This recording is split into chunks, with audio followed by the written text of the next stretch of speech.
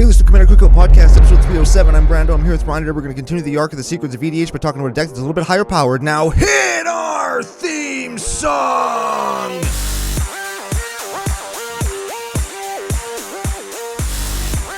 Hey, Ryan. We're back for yet another whirlwind adventure.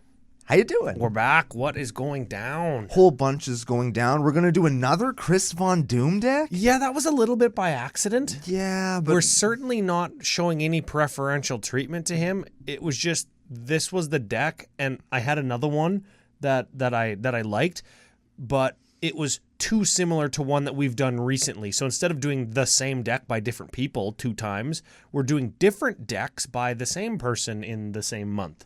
So it doesn't matter to the listeners really, because it's a unique and cool deck, which is what I think they tune in for. I hope so. Instead of just hearing us rag on Chris Von Doom, like he's Max Crandell. To be fair, I think people do also tune in to hear us do that, and we are going to do that rag on both Chris Von Doom and Max Crandell. We also have some stories to tell, some people to thank. Before we get to any of that stuff, we have to thank our official business daddies, FusionGamingOnline.com, their source for all your gaming needs. Oh yeah, and I got a couple orders from them. Ooh. Got a couple orders from the fusions I did, and some Saproling cards, some common and uncommon Saproling cards that I just didn't have. Man, those are more cards that you just, hey Brando, you used to play a Saproling deck. Do you have this and this and this? And I would have said, well, yes. I had all the expensive ones, though if I didn't, I'd go to Fusion Gaming and use CCO Spring promo code and get 5% off on my whole dang old order. Oh, so expensive stuff? Yes. Cheap stuff? Yes. Sealed stuff? Anything. Singles? Yes. Wow, so stuff you're going to buy anyway. Yes. And if I was going to spend over $100, I'd use CCO perks and get 10% store credit kickback. Ooh. Yeah. And then on that store credit, you can use the CCO Spring code and save even more money. Mm-hmm. I used my kickback from my most recent order that I use CCO perks on because I'm buying the 2019 Islands and Mountain promos from the Magic Fests. Oh, yeah. Because I want to the Palm Tree Islands. I finally decided those are the lands that I want to put into Brutaclad so that all the lands match. I'm going with those ones. And the reason I'm going with those ones is because when you hold them in a light so they have glare on the foils. Oh. That's one of those cool lands where some of the art isn't foil. Oh. And so it's got a real cool effect on there, and I like the pictures, and they go really good with Brutaclad because palm trees go with everything. That's science.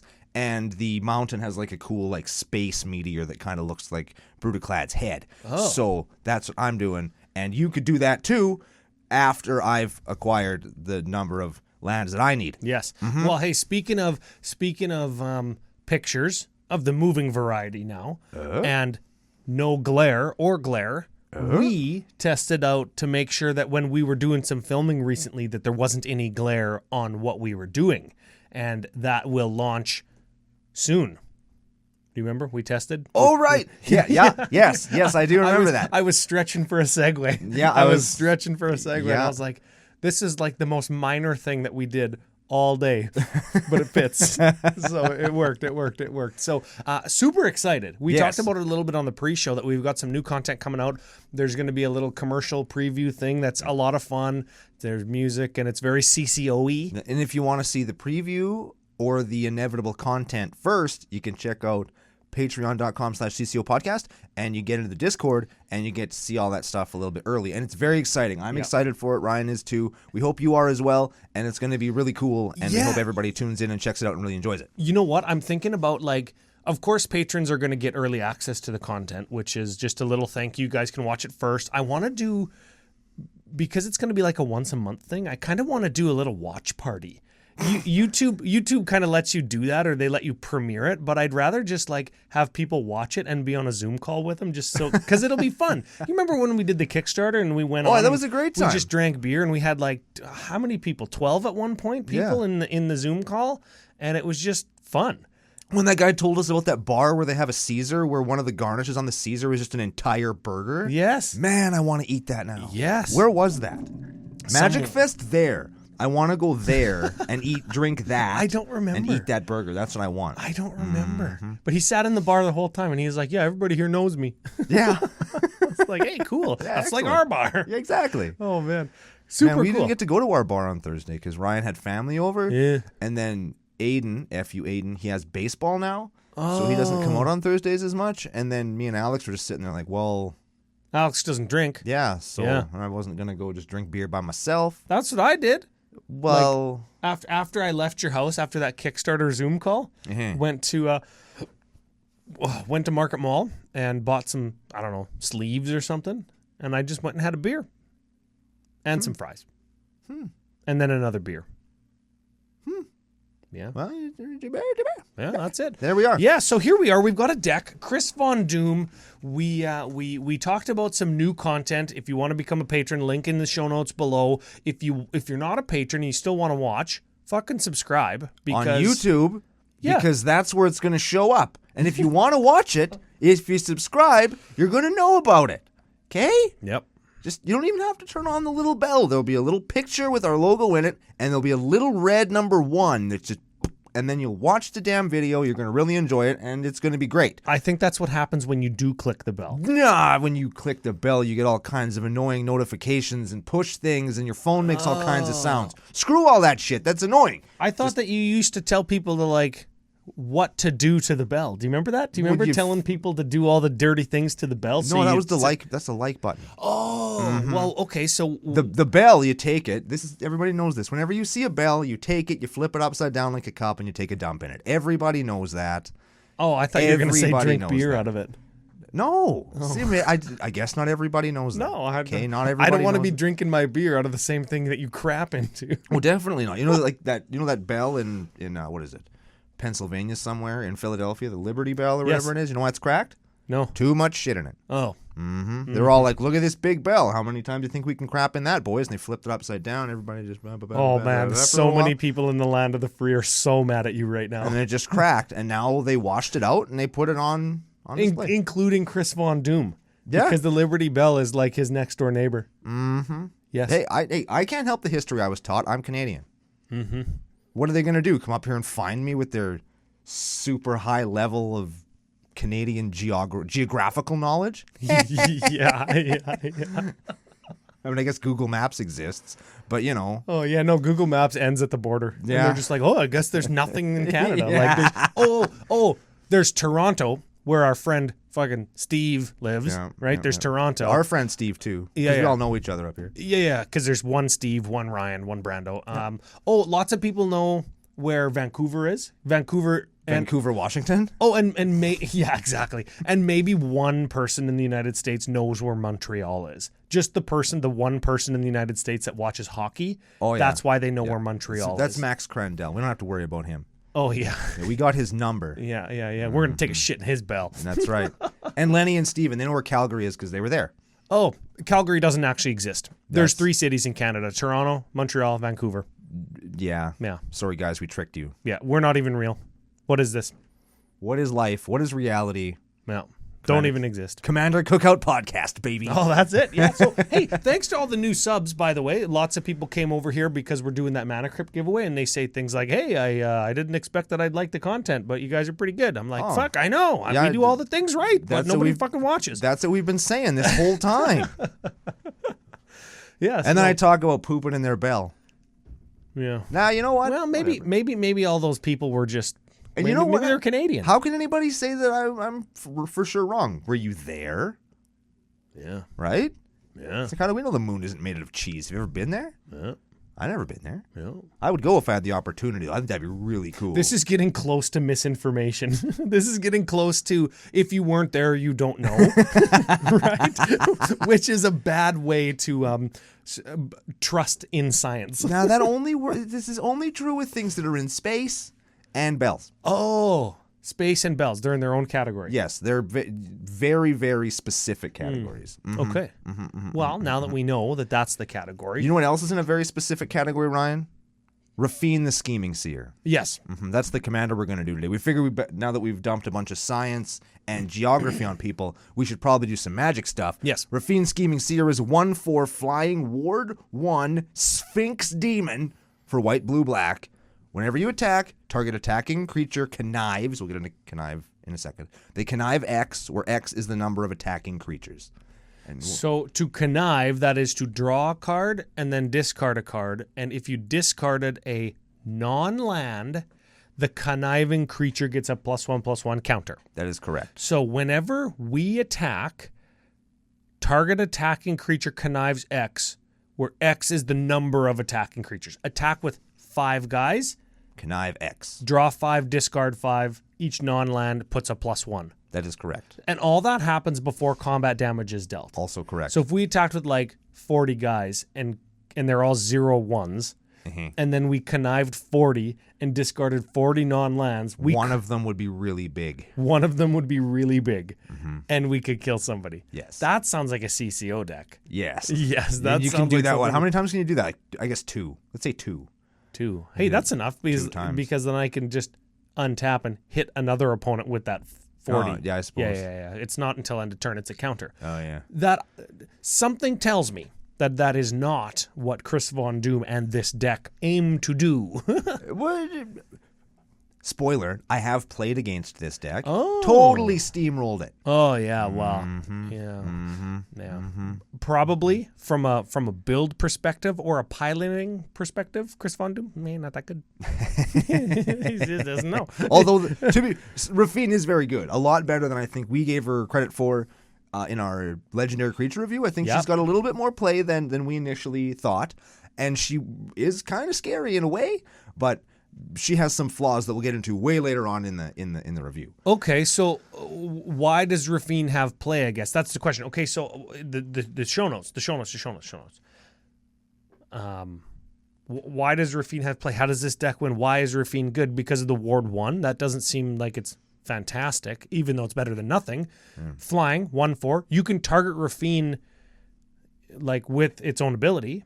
Yep. So like, does it hit you in the air? Yeah. Is that what one of the things we should be watching What's for good? In this deck, there's lots of things that have evasion, like flying or unblockable or what have you. There's lots of that present in the deck. Again, we'll get into that in a few minutes. Yep. Rafine is good because as you attack with 2 creatures, 3 creatures, you're making a creature bigger probably each time you're attacking, and you're also drawing 2 cards, 3 cards. Ooh, yeah. And or filling up your graveyard. Yeah, which is your second hand. And we are playing black and to a lesser extent white.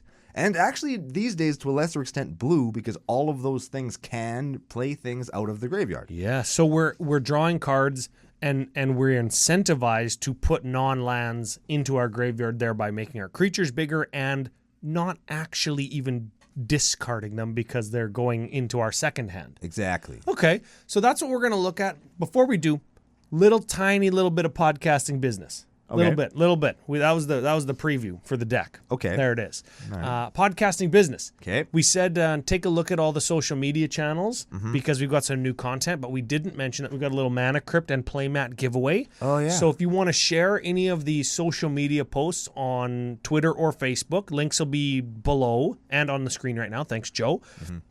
You can get yourself entered. You share those with friends. They get subscribed. They follow us on Facebook or Twitter. They get entered in to win Mana Crypts, like $100. By us, he means CCO Podcast and CCO Brando on Twitter because I think it's fun to have followers too. Yes. Even though the CCO Podcast is more the official one, I'm just also there. Yes. And it's not just a Mana Crypt and a Playmat. There's more stuff. Is there more stuff now? I just haven't gone through my trade binder yet. But there will be more stuff, and I promise it won't be junk from the foil bag. Oh, and it won't be curled in half sky diamonds. I promise nothing as far as those go. I may or may not have a few of those left kicking around the house that might make their way into an envelope. I like that. Okay, so that was one giveaway. We got the Mana Crypt and the Playmat, which is great. The second giveaway. Oh, shit. Stinky Booster Pack game. Oh, yeah. Yeah, we got to give Booster Pack away for somebody on the pre-show last week guessing Denry Klin. And not very many people got it. Man, we got those hints were they were too. This week people will get it. I think people get it this week. But here's the winner of last week's pre-show booster pack game. Okay. You let us know. You get a booster pack or a sticker pack or a token pack, all CCO themed. Yes. Yes. By watching the pre-show and subscribing too. Can do it. The winner, Stephen Christopher. 2 first names, eh? Can't trust that guy. Nope. Sounds Stephen made up. Christopher, that's probably a fake name. That's definitely not a real name. Yep. So get after us, commandercookout@gmail.com. Claim your prize. More than anything, I think claim your bragging rights. Yeah, it's pretty sweet. And May I suggest, actually, the CCO sticker pack, not only are the stickers really cool, but if you have somebody that doesn't know much about Magic, but does like stickers, it turns out that our stickers are popular with those people as well. And I know that because I gave some of our stickers to somebody that is a sticker enthusiast and not a Magic enthusiast, and they liked them. So Cool. for the non-Magic player in your life, stickers. Stick them right on their mouth if they talk too much. Yeah, or on the window of their car, Yep. or somewhere On a church pew, very visible in public life, right? top of a urinal, like that paranormal podcast sticker on the top of the urinal at the Coachman. You ever see that? Yeah. I kind of want to know what it is now. Just because somebody touched a urinal in order to advertise that show, I kind of want to watch it too. I'm gonna put CCO stickers on the top of all the urinals at the next Magic Fest, and they'll probably come over and say, "Hey, there's CCO stickers on all the urinals. You can't put stickers on urinals. You can't put stickers on stuff like the venue doesn't want that." And I'm like, I don't know who put them there. Yeah, who put them there? Well, I don't know. Well, you're giving them out. Can you tell whoever you're giving them to stop putting them on urinals? I'll be like, I don't know who put them on urinals. I don't know. A bunch of them got stolen. well, they're already on urinals. I guess. I mean, what's the? That's what I'm gonna do. And then that judge that got mad at us for like being around or like trying to get into the command zone by not through the. Oh, through man. then he'll be the one just sitting there just scraping it off with the goo Oh gone. no, he'll come right up into my face again and say, "Don't stick urinal stickers on thing." And he's like, "Here's a scraper. You have to set an example." Oh man, people who were there will know. Yeah, because he was like right here, right here, and I'm like, dude, man, we're wearing masks for a reason. Like, don't talk so close, you know? Quick, if you're like me and are part toucan and you got a really big schnoz like I do, it's really helpful because people can't do that to me because my nose is big enough that Poke them in the eye. They can't really get close, which is really I really appreciate that. And in real life, Brando's a little bit shorter, so his nose, when somebody gets too close to him, pokes them right into their mouth, right into their mouth, and they don't even need a sticker on their mouth to Exactly, pluck because their my mouth. honker's in there. It's awesome. Gross. What does the inside of somebody's mouth smell like? Well, sometimes it's not so bad, but sometimes they've just eaten. Oh, Gross. Yeah. Let's change the subject. That was the podcasting business. Big thank you to the new subs. Big thank you to the patrons. Watch the channels for upcoming content and giveaways. And now, should we do a deck? I guess so. Could do a Chris Von Doom deck again. I guess so. Yeah. Okay. Cut to the cards. All right. How about we start with a simple category? Now, we talked about earlier on this is a little bit more of a high-powered deck, so expect to see strategies that you don't usually hear about on Commander Cookout. Oh. That's going to be part of the secrets of EDH. Hey. We're going to talk Who about are it. you, me? I know. You're I figured out the secret this week. You're freaking meta-ing I know. me. I turned meta into a verb there. Is that okay? Absolutely Okay, it is. You okay. kidding me? So we're going to find some more powerful cards here. We're going to talk about that as we go along. But just be prepared that when I say things like Pact of Negation and Fierce Guardianship, yes, that is what we're doing in our counterspell category here. And also Arcane Denial. Yes, and Arcane Denial is also there. But that one costs 2 and everybody draws cards. Pact of Negation is a free counterspell that you pay for on your next turn. Fierce Guardianship is a free counterspell as long as you control your commander. Yes. Those are the counterspells in the suite. Yeah. Did we just get right into the deck? Let's do some ramp quick. Let's do the quick ramp. Yeah, this will be easy. Check this out, everybody. So we have Talismans of Progress, Hierarchy, and Dominance, Sol Ring, Mox Opal, Mana Crypt, Arcane Signet. Those are them. Those are That's them. That's Did that. you say Mox Diamond? Come on, Chris, you're slipping. Where's the Moxie D? Hey, yeah. There's a Mox Opal. Oh, that's okay. He's got lots of artifacts. That's fine. Well, there could be more Moxes in there is all I'm saying. Always more Moxes. Removal? Let's do some removal quick, Sure. too. So we have new one. We'll talk about this one for just a shake. It's Void Rend. People seem to like this one. Yeah, this is a good card. This is a gooder. So it's can't be countered for white, blue, black, instant, destroy target, non-land permanent. Just gets anything at instant speed for free. But for 3. Yeah, I said, for 3 is what I meant, not for free. Yes. And can't be countered. It's pretty good. That's pretty good. Now, 3 colors of mana, and people are like, "Oh, I don't know, it's 3." When that other one is 3 mana, you lose 3 life. And Anguished Unmaking. Anguish Unmaking. Yeah, we're playing that one too. Yeah. It's like, Anguished Unmaking's easier to cast. Don't give me that. I hate when I hear people say, like, well, the mana's too hard. A 3-drop commander that costs 3 different colors of mana. Really? How many basics are we playing? 3? Yeah. Everything else gives us multiple colors. That, like, Void Rend, not difficult to Yeah. cast, I guarantee it. You're going to play Void Rend on turn 3 most games, if you have to. If you're not playing your commander. Now, it doesn't get land. Does that matter? I don't think so. Does it matter? Like, don't you want to get a Gaia's Cradle? Don't you want to get a Glacial Chasm? I couldn't kill Alex or Aiden through a Glacial Chasm the other day. He kept gaining life, and then you know how you have to lose life to cumulative upkeep, lose 2 life? Yeah. He lost like 10 life one turn because he had it, but he kept gaining life. Damn it. Yeah, no, fuck. If I had a Stone Rain. a Vindicate, Yeah. destroy target permanent, I could have got him. Alas. Anyways, we're also playing in the removal category Swords Path, Rapid Hybridization. Those all kill a creature for 1 mana. And a Hopeful Initiate. Hopeful Initiate. Let's give this one a read. This is a 1/2 human warlock for white. It has training. So I think that's when it attacks with a bigger creature, it gets +1. I think that's how that works. Sure. That's not why we're playing it. It goes white, 2, remove 2 +1s from among creatures you control, destroy target artifact or enchantment. It's a cool card. Yes, it's good because remember, Rafine puts +1/+1 counters on our creatures. Mm-hmm. We don't need to rely on training. We just rely on drawing cards and discarding cards when we attack with our commander That's right. to remove the +1s from Hopeful Initiate. That's good. That's very good. Now let's talk about some sweepers. Oh, Because there's some cool stuff in the sweeper category. I like this lots. let's do it. I was excited. First of all, we're going to start off with one of my current favorite cards. Oh. I really like this card. It's Toxrill. Ooh, okay, let's see if I got this. 7/7 for 7, Slug Horror. At the beginning of each upkeep, you put a slime counter on a creature. Each end step.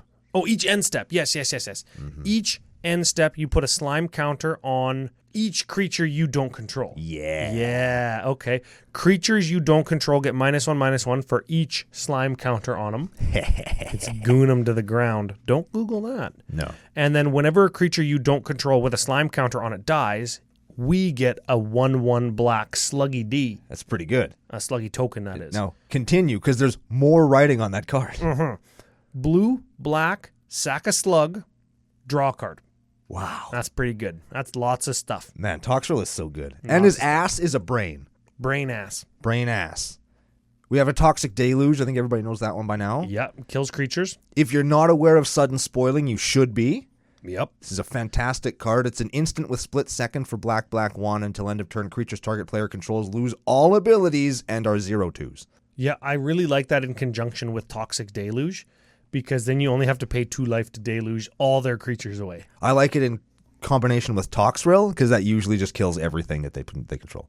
Because they have 2 slime counters on them. And now they have eaten a plate of shit. Yeah. We have an Austere Command. Oh, yeah, this one people are saying is slipping out of favor because it costs 6, and you can't play 6 drops in Commander anymore. Oh, right. According to all of the popular content creation out there, Yep. you can't play 6 drops. Right.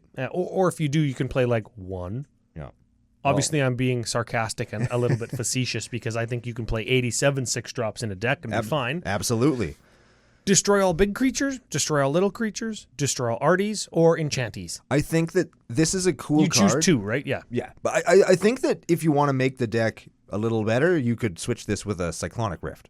Ooh, yeah. Cyclonic Rift. That's a good card. Because that doesn't get your dudes. It's instant speed, costs 1 more. But this is a deck where I can say something like that. Where just play a card that'll make you win as opposed to one that brings you back down to parity. What's the card that you can counter a instant or sorcery, or you can counter like a non-creature spell, but it also has transmute, and it costs like blue. So you transmute Muddle the Mixture? I think you're right. Blue, it's like counter target, like non-creature spell or something, or instant or sorcery, and you can transmute it into a Cyclonic Rift because they both cost 2. Yeah. And then you can rift your opponents to death. Pretty good. It's fantastic. Last sweeper. I really like that this card found a home in Rafine, and that makes me so happy. It's Archfiend of Ifnir. Whenever you cycle or discard another card, put a -1/-1 counter on each creature your opponents control. Each? So if we attack with 5 guys, and one of our guys connives 5, because target creature connives X, where X is the number of attacking creatures, we're going to maybe put 5 +1/+1 counters on a guy who's going to hit you for 5 more because that happens before combat, and then all your guys are going to die. All before combat. Yeah, like, so you can't even block. It's amazing. I'm going to attack with as many guys as I have to wrath your entire board.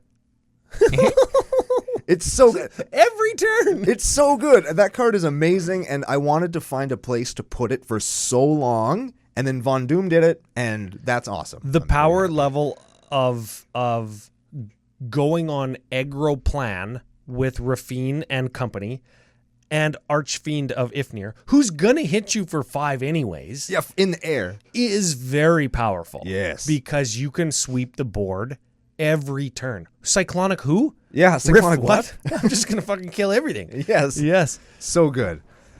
Let's do some card advantage stuff. Quick-ish. Sure. We've got Heuristic Study and Heuristic Buddy.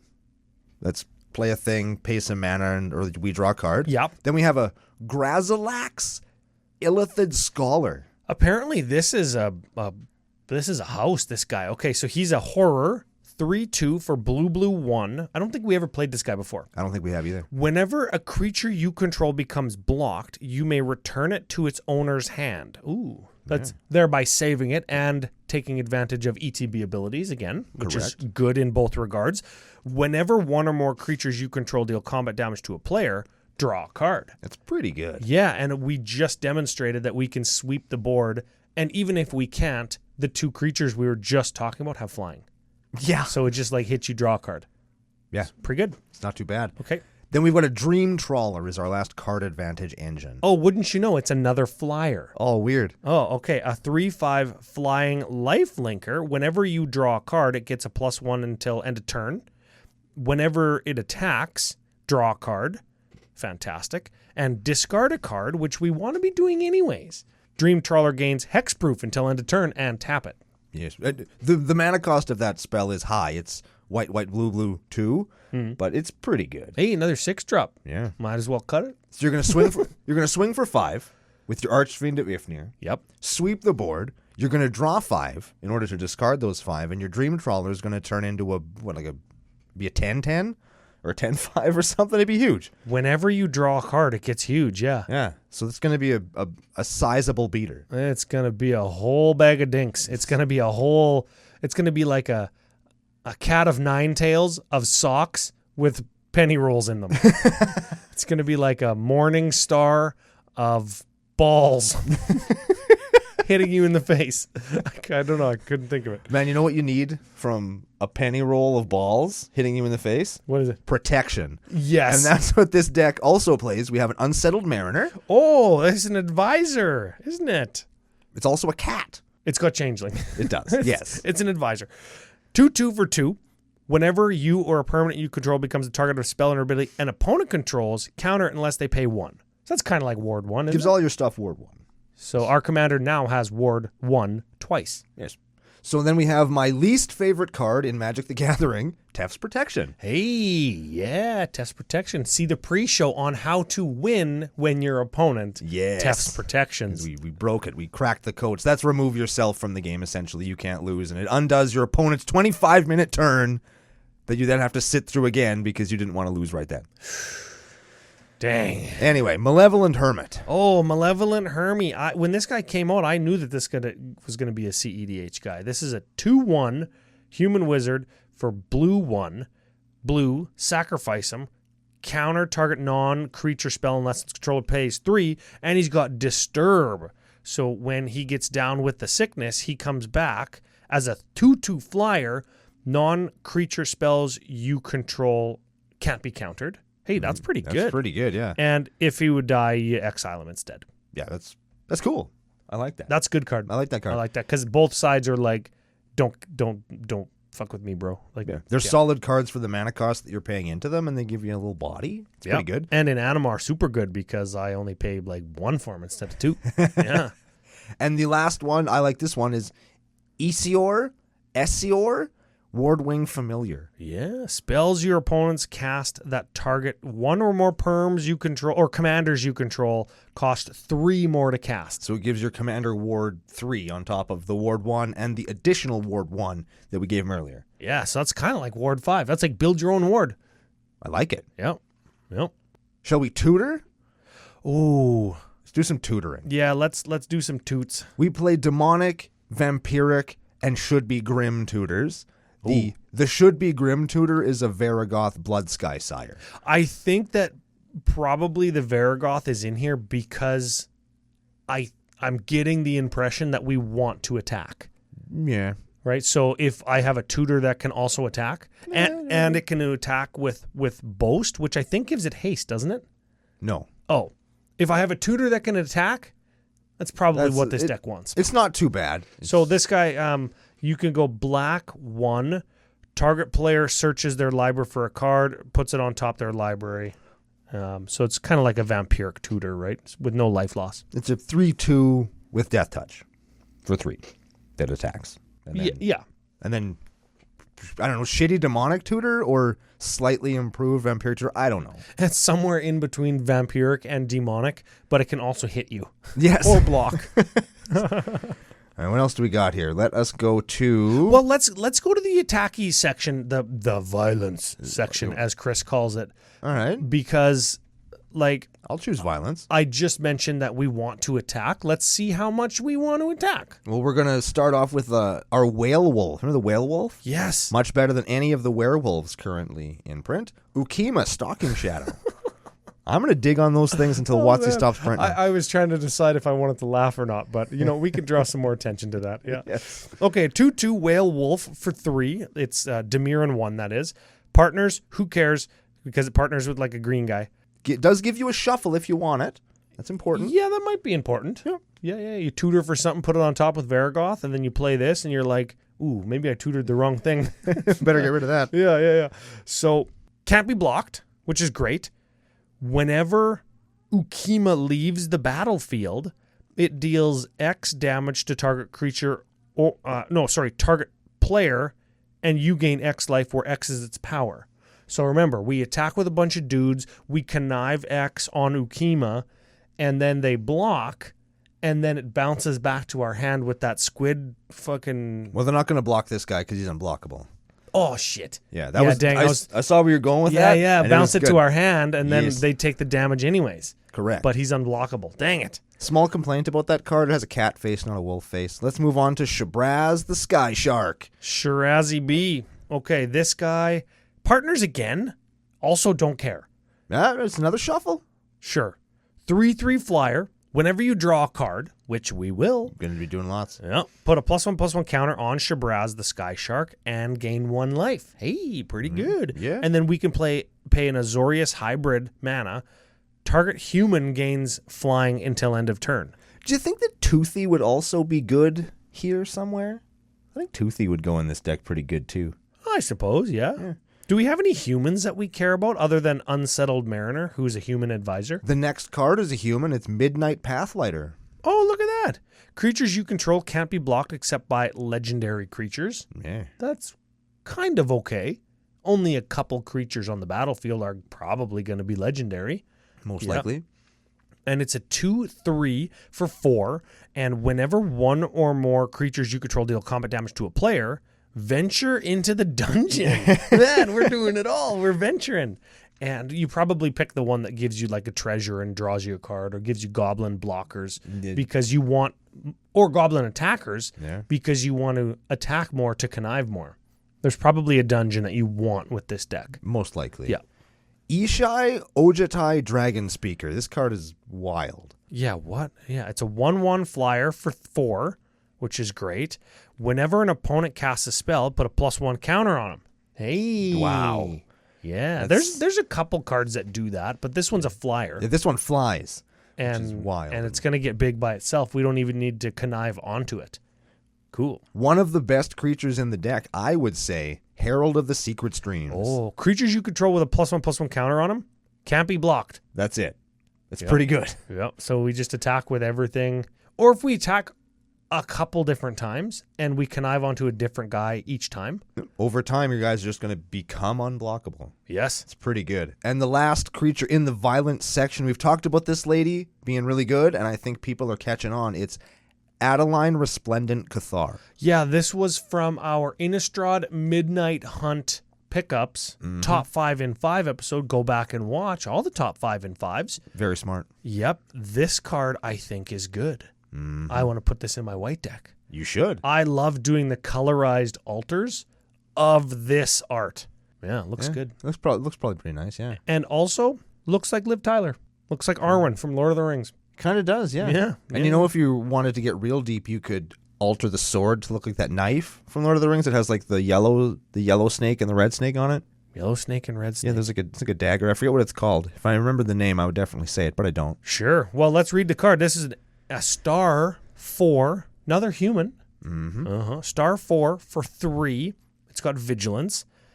Adeline Resplendent Cathar's power equal to the number of creatures you control, which is good. Yeah. So far it's 1. Yes. And whenever you attack, for each opponent, create a 1/1 white human again, creature token that's tapped and attacking that player or planeswalker they control. So now she's a 5/4. That's pretty good. Just by herself, that's pretty good. And because they're humans, we can pay an Azorius mana if we have Shabraz and give them all flying. Yeah. And then we can connive onto them if we want. I don't think we can connive on to... Well, no, I guess, is our commander's ability triggered? Like, could we layer it so we got the human creature tokens first and then connive onto them? Is that a thing we can do? Both of them are when you attack. When you attack triggers, so you layer them in a way that the Adeline tokens come in, and then you resolve the Rafine connive onto them. Neat. I don't know why you'd ever want to connive onto a creature token, but you know, sometimes you just got to connive onto a creature token. Yeah, sometimes it's like, okay, I'm going to attack with Adeline. This is going to get through because like player 2 is at, 4 life and has no blockers, and I'm going to connive onto the token to kill them because I'm going to draw 4 and discard 4 or whatever, and they're going to take 5 from the token. Yeah. There it is. Yeah. And they do count as attacking creatures when the connive resolves, even though you didn't declare them during declare attackers. That's pretty good. Yeah, Rafine still sees them as attackers. Because that's what they are. Because that's what they're fucking doing. Pretty good. We've got a couple more categories here. We've got Approach of the Second Sun and Walking Ballista in a Rest in Peace category. Yeah. Which I assume is just like, I win the game, or I'm going to just make Walkie be huge and kill you that way. Yeah, Approach of the Second Sun's fairly obvious. You play it, and then you attack, and then you immediately play it again. Yes. So that'll do it. The Walking Ballista is fairly self-explanatory. It just gets a bazillion counters on it from you attacking, and then you can just machine gun people out. Although I don't think it's as efficient in this deck as other Walking Ballista kills. Yeah, but I mean that's fine because every time you attack, it represents that much more damage, and you can put +1/+1 counters on it if you just have mana. Yeah. So both are good. Both are good ways to do it. Now, we've got some getter backers. This wouldn't be a discard into my second hand deck if we didn't get the getter backers. And it wouldn't be a deck on Commander Cookout Podcast if we didn't play at least one favorite card of each of us. Very important to play all of the cards you like. Yep. So we got a Toxrill for me, and we have a Yawgmoth's Will for you. Oh, baby. Yawgi Will. This is, until end of turn, you can play cards from your graveyard. If stuff goes to your graveyard, though, you got to exile it. Mm-hmm. That's pretty good. I'm just going to play any fucking thing I want out of my graveyard. Lands, that random Soul Ring for value, that Mana Crypt that got destroyed on turn 2, get it back. Yeah. And then I'm going to play like a creature. Like a Shieldred? Like a Shieldred. Make you sacrifice creature during your upkeep, and I get somebody back from my graveyard every upkeep. Pretty good. Like a card I discarded to Rafine's conniving ability. I just get it back. Exactly. And that we're, of course, playing a Shieldred. We also have an Animate Dead, a Necromancy, and a Reanimate. Those are all enchantments that grab a creature out of a graveyard and make them be alive again. Yep. We have a Phyrexian Reclamation that lets you pay some mana and life to get a creature from your yard into your hand. And we've got, did you say Persist? I did not say Persist. Oh, well, Persist is a sorcery. Return target non-legendary creature card from your graveyard to the battlefield with a -1/-1 counter on it.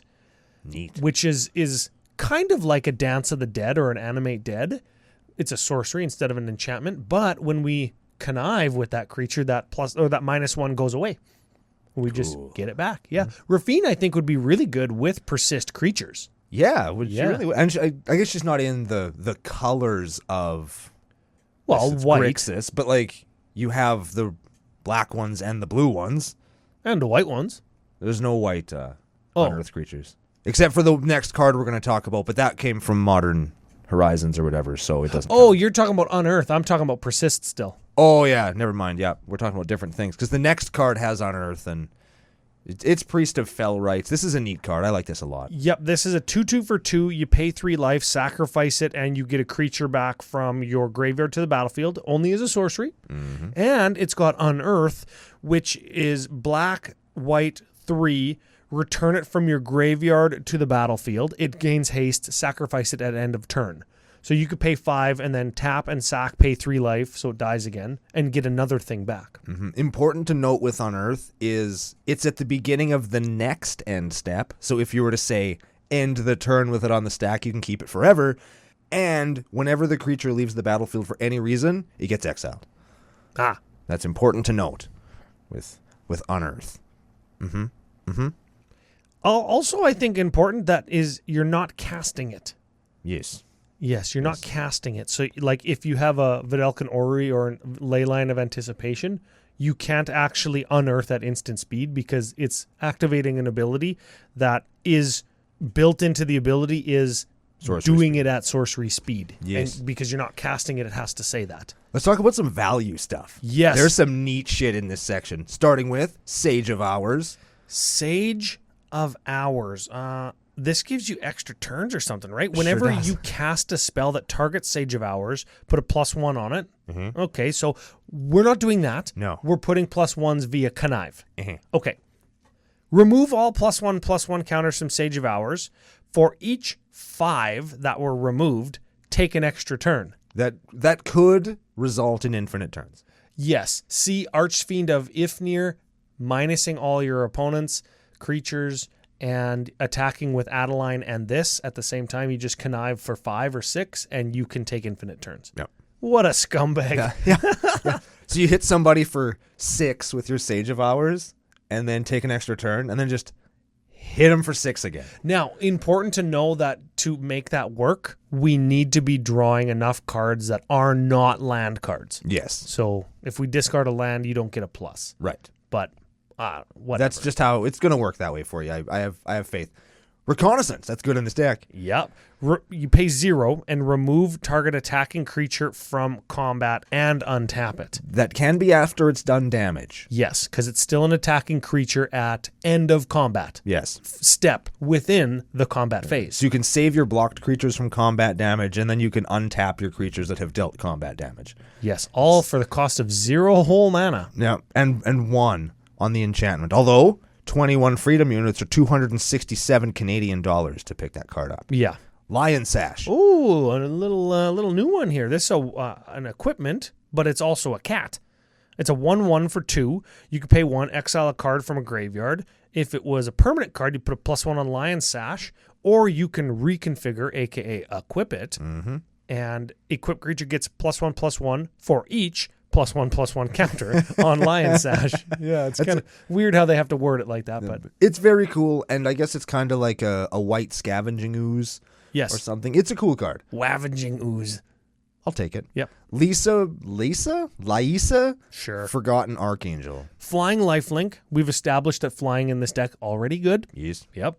Whenever another non-token creature control dies, return that card to its owner's hand at the beginning of the next end step. If a creature an opponent controls would die, exile it. That's good. That's the white-black angel sister that gives me something and takes something away from you. That's what that is. Sure. Yes. Yeah. That's like the what the fuck is it? Gisela. This is the black-white Gisela. Sure it is. Yes. Library of Lang. This is cool in this deck. I like this. You don't have to discard. Like, you skip your discard step. Right. You don't have no maximum hand size, but you do skip your discard phase. Yeah, that's kind of weird. It's weird, but and I don't think it ever comes up. I don't think that's ever important, but that's stick to the minutiae. That's what we're all about here in Commander Cookout Podcast. Whenever, let's read the fucking real word to this card because this is a weird one. Whenever you discard a card, you can put the card on top of your library instead of into your bin. You have no maximum hand size. Oh, is the errata, is the new Oracle text. And if an effect causes you to discard a card, discard it, but you may put it on top of your library instead of into your graveyard. Yeah, cool, hey? Yeah, what the fuck? Yeah, so you draw all those cards with your whoever, and let's say you draw something that you really need, you can just discard it back to the top of your deck. If we're taking infinite turns with Sage of Hours, and we don't have like Infect or any combo win in here, and somebody is at like 500 life, we can just discard with Library of Lang back to the top of our library, thereby never milling ourselves. Yes. More important than that, though. You always make sure that you always have the exact number of non-lands to discard. Yes, you always have the same cards because you just continue to sack or discard non-land cards to the top of your library, and you can stack the top of your library that way. Very cool. Yeah, very good. Grim Hireling. I like this one too. G Hireling. Okay, give it a read. Grim Hireling is a 3/2 Tiefling Rogue for black 3. Whenever one or more creatures you control deal combat damage to a player, you get 2 treasures. Also has black, sack X treasure. Target creature gets -X until end of turn. Activate only as a sorcery. Well, that's fine. It's like little treasure right there. A little neat card there. Yep. Containment Construct, another VP, AVP, MVP. There it is, MVP. Or VIP. That as well, yes. That would work. Okay, 2/1 for 2. This is another new one. Construct, artifact. Whenever you discard a card, you may exile that card from your graveyard. If you do, you can play that card this turn. It's pretty good. Yes. Yes, it is. Yeah. Yes, because we still get to play the card. Yes. Yes, very good. And Akroma's Will.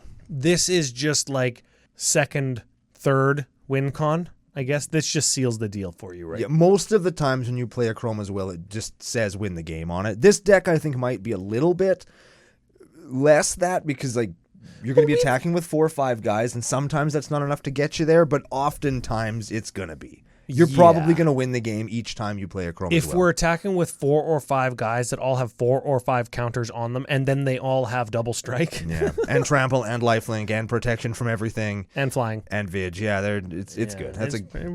We probably made it.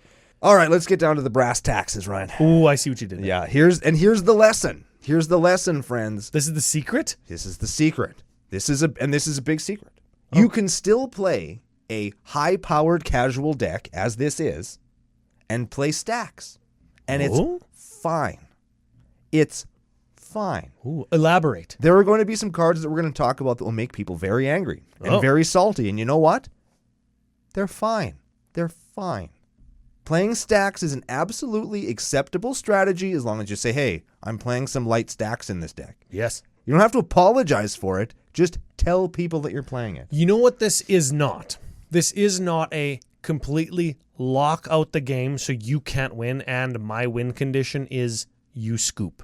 Yeah. That is not what this is. And if you articulate it like that and say, I'm playing some light stacks in the early game because I'm a control deck and all of my finishers are, 5/5 flyers that rely on my commander to buff them to kill you. Like, that isn't a strategy that just wins overnight. You know what I mean? Like, this is going to take years for this deck to win. So how do you ensure that you get to the late game with enough of your shit intact?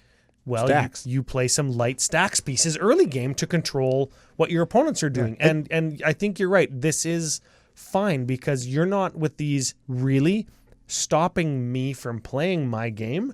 You're just making sure that you survive until the late game so you can play your game. And every card, I think, in this section of 11 cards are cards that you could jam into virtually any deck, and just because of the nature of deck building now and the new cards that are coming out, all of them will pay dividends that are not to be underspoken.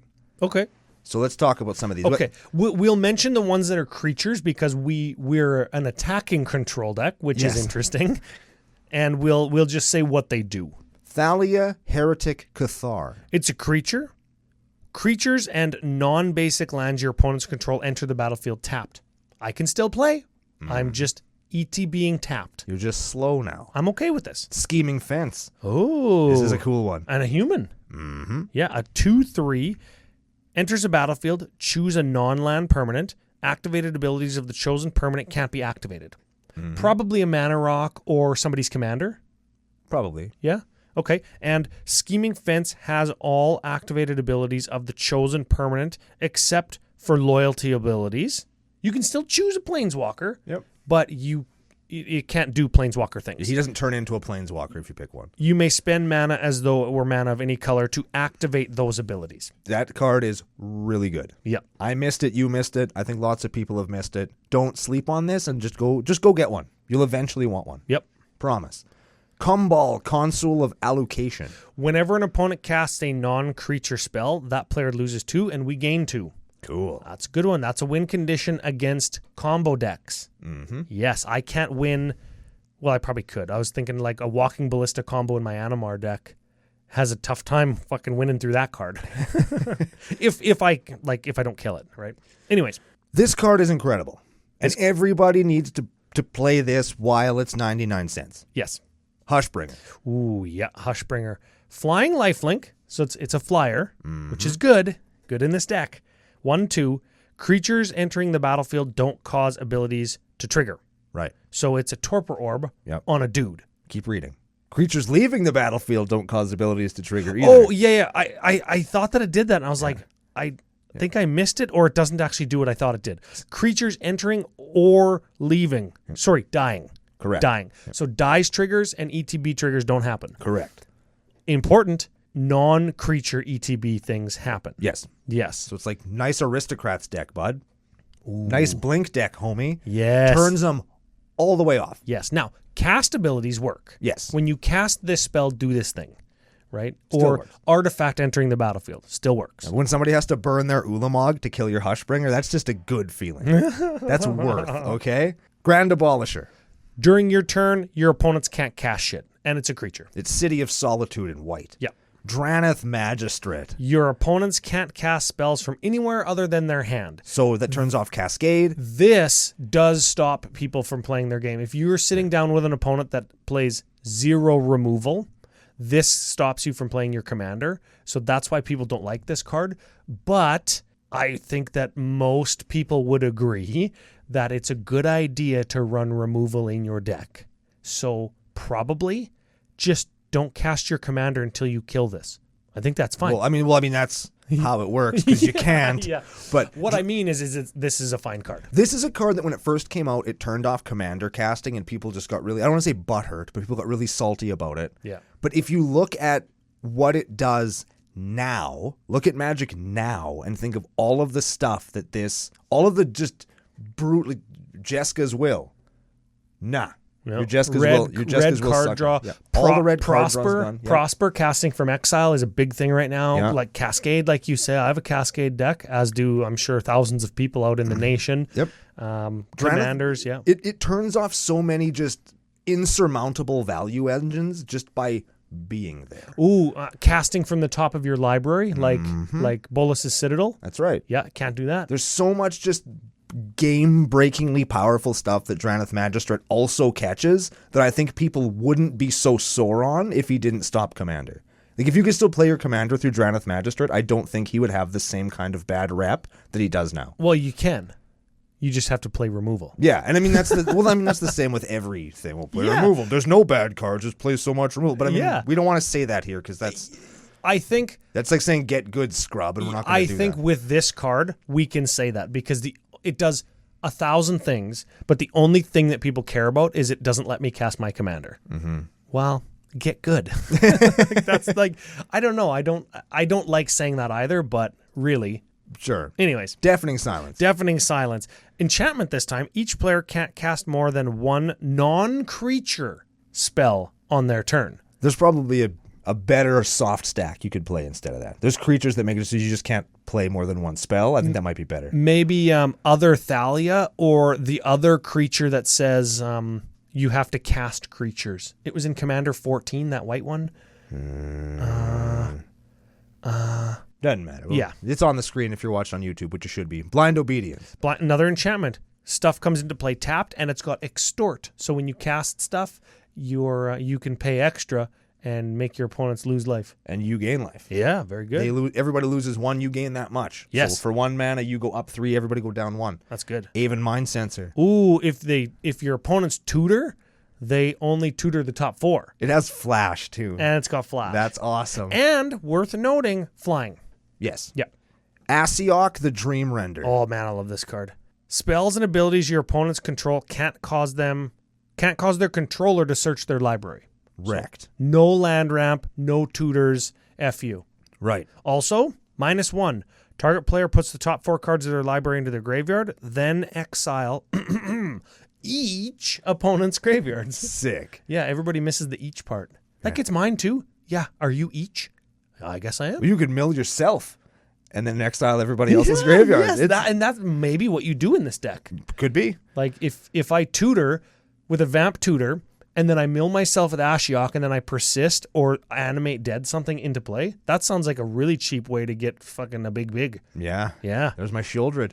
Last card on the deck, Archon of Emeria. Oh, yeah. A 2/3 flyer. Each player can't cast more than 1 spell each turn. Fine, whatever. I just demonstrated a way to get my whatever. That's right.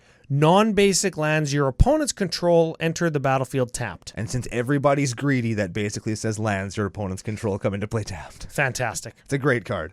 And that's the deck. That's the deck. That's the deck. That's it. I like it because I like highlighting a thing that people have like a preconceived notion of. Like Stax is for assholes, Stax is for perverts, as they say on Commander Sphere. And it's true. And I play Stax all the time.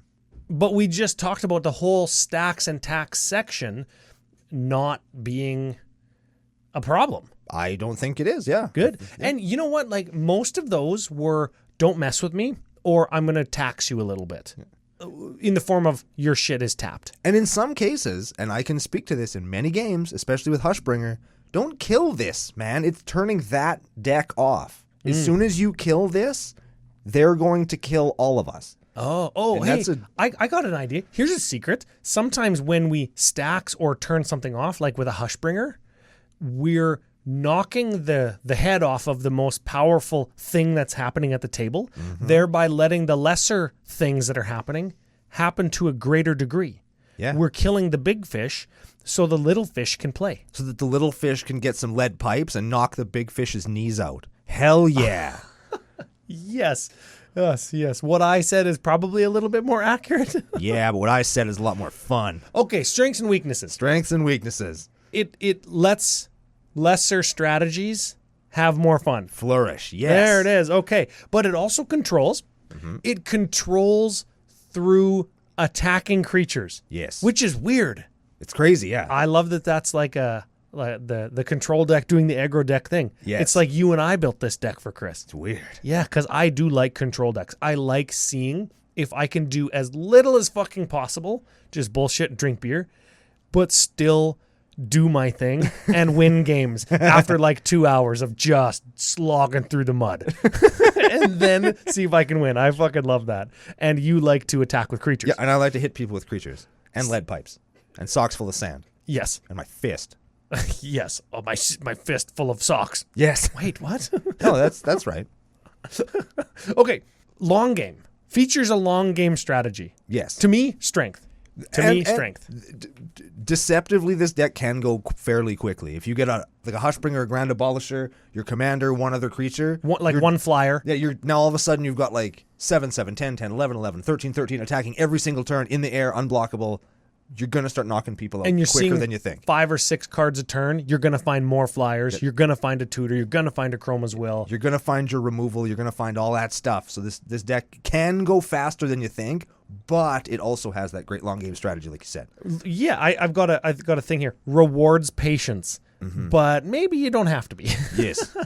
New and interesting. New and interesting does a different thing than what we've seen, like we've been highlighting over the last couple weeks with Capenna Commanders. Always a strength. Is it does something, it attacks to control the board, which is cool. Which is neat. Moving over to weaknesses. It's an Azorius aggro deck. And Azorius doesn't usually do the aggro plan. So you might be stretching a little bit to get the actually aggressive creatures that you want to make your aggro strategy work. Yes. And if you're sitting down and it's not at a CEDH death killing machine table, and you're sitting down with a bunch of the staple CEDH cards that are in this deck, you have to have a very articulate and well thought out kind of pre-game conversation / Rule Zero kind of presentation of this deck. It's a fairly high-powered casual deck, and you got to be aware of that. You could make some people salty, especially with the bad taste that Stax can leave in people's mouths. Yeah, and you know what? We're saying that in the weakness section, but that isn't really a weakness. Yeah. Having a strong deck doesn't make you the bad guy. Yeah. Right? Well, sometimes having like the perception of a deckness can be, or a deckness of a deck can be a weakness because some people just won't buy it. And if you are somebody that truly believes in the power of Rule Zero, then sometimes you're not going to be able to play your sweet deck. And that sucks. Yes. You can overmatch the table and then you have to put the deck away. Yeah. But not a weakness that you build a powerful deck and try to win. Right. Because some people like to play the game like that. And it's up to you with Rule Zero and pre-games to find those people and to match power levels and do that. And that's us turning like a perceived weakness into a positive. Right. Like you play against this deck and it's fine because you play decks of an appropriate power level to give this deck a run for its money. Yeah. And I play decks that are just like this, and I love them.